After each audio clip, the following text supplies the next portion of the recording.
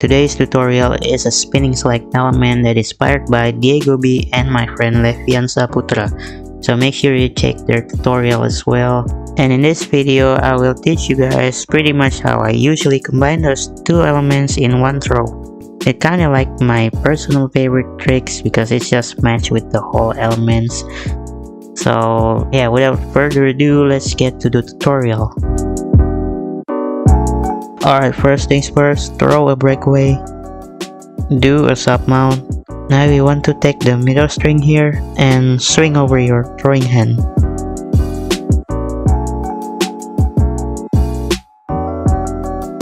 Now undercut this string right here. Once you're in this formation, you want to mount your yo-yo on the very front string here. Okay, now here comes the fun part. So you kinda want to put a tension on your string before you release the string on your thumb and spin the select.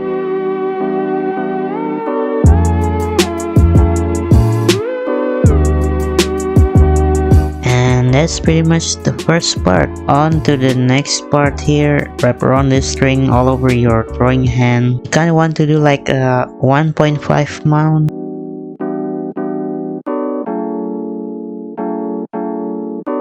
And now you're on a sub mount. Just like the previous one, take the middle string here and mount the yo-yo. Swing over your throwing hand. Notice that I'm holding these two loops here with my left and right thumbs. Now unmount the yo-yo and get the yo-yo out of the formation. Mount on this front string here. Release these loops on your thumbs. Now swing the yo-yo counterclockwise. Release the string that you're currently holding with your non-throwing hand and spin the select. Catch the select with your index finger. Alternatively, you can perform a meta select element for the transition and follow up with the combo.